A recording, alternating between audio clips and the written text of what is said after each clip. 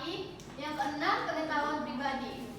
Dua hal pribadi yang perlu diingat dalam melakukan penilaian adalah yang pertama, 6 aspek yang sudah dipelajari tidak perlu digunakan sepanjang waktu ketika melakukan penilaian. Yang kedua itu, proporsi dari asesmen formatif harus lebih besar dari asesmen sumatif. Di sini ada kita lihat tabelnya. Tahap 2 menilai bukti asesmen. Ada tugas kinerja, melalui tugas kinerja otentik apa siswa akan mendemonstrasikan pemahaman yang telah diinginkan. Peserta didik dapat mendemonstrasikan pemahaman mereka melalui tugas proyek yang diberikan guru. Yang kedua itu, dengan kinerja apa kinerja pemahaman akan dinilai. Kriteria yang diperhatikan dari pemahaman dari materi, menyimak cerita dan video gotong royong yaitu sebagai berikut. Yang pertama, menjelaskan. Yang kedua, menginterpretasikan. Yang ketiga, mengaplikasikan. Yang keempat, memiliki sudut pandang. Yang kelima, empati. Yang keenam, pengetahuan pribadi. Di sini ada bukti lainnya. Yang pertama itu, melalui bukti lainnya apa? Misalnya kuis, tes, petunjuk akademik, pekerjaan rumah. Peserta didik akan menunjukkan pencapaian hasil yang diinginkan melalui menjawab pertanyaan dengan gambar menggunakan word wall. Yang kedua, bagaimana siswa merefleksikan dan menilai sendiri pembelajaran mereka dengan penilaian diri dan dengan cara guru bertanya bagaimana perasaan mereka setelah belajar, sehingga guru dan peserta didik sama sekali berefleksi.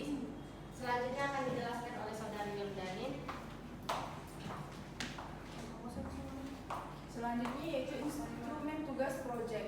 Lembar observasi, aspek yang dinilai yaitu satu, kreatif, kerjasama, mandiri, bernalar kritis. Yang kedua, teknik penilaian yaitu pengamatan, dan waktu penilaian yaitu proses. Untuk rubrik penilaian sikap akan dijelaskan oleh Saudari Tasya.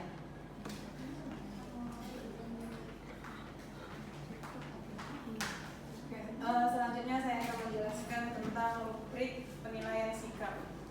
Ada dari aspek kreatif itu indikatornya adalah peserta didik memiliki rasa ingin tahu dengan bobot nilai 25, peserta didik tertarik dalam mengerjakan tugas dengan bobot nilai 25 juga, peserta didik berani mencoba juga dengan nilai 25, peserta didik tidak mudah putus asa.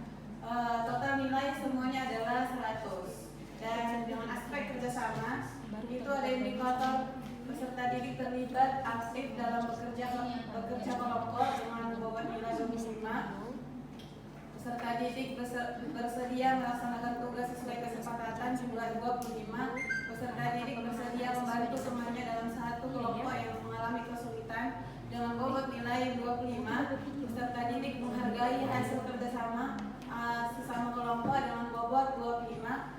Dan kita masuk ke aspek mandiri dengan indikator peserta didik mampu memecahkan masalah, peserta didik tidak lari dari masalah, peserta didik mampu mengambil keputusan dan peserta didik bertanggung jawab itu dengan bobot semua 25.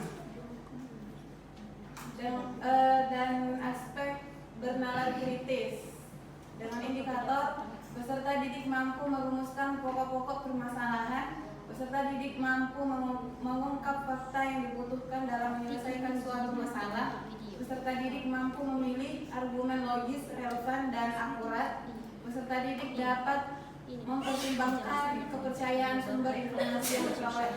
Itu dengan bobot nilai rata-rata 25 dan total nilai semua adalah 400. Totalnya 400. Oke, itu saja dari saya kembalikan kepada moderator. Untuk materi selanjutnya, lembar penilaian diri dan lembar penilaian teman sebaya akan dijelaskan oleh Saudari Dina. Baiklah, untuk tabel lembar penilaian diri akan saya jelaskan. Di situ ada tabel pernyataan dengan dan tabel ya, tidak, jumlah skor sikap, dan kode nilai. Untuk poin yang pertama, pernyataannya selama diskusi saya ikut serta mengusulkan ide gagasan. Nah, di sini diisi dari selama diskusi ini iya, tidak, iya atau tidak, lalu jumlah skor. Untuk yang kedua, ketika guru bertanya, setiap anggota kelas dapat menjawab atau memberikan pernyataan. Yang ketiga, saya ikut sampai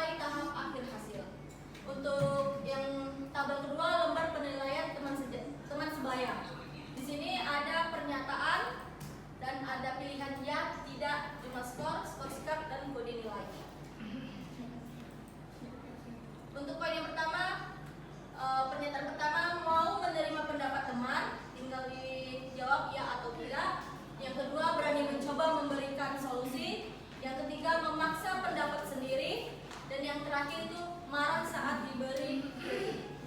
Baik, untuk materi yang terakhir akan dijelaskan oleh saudari Sanita.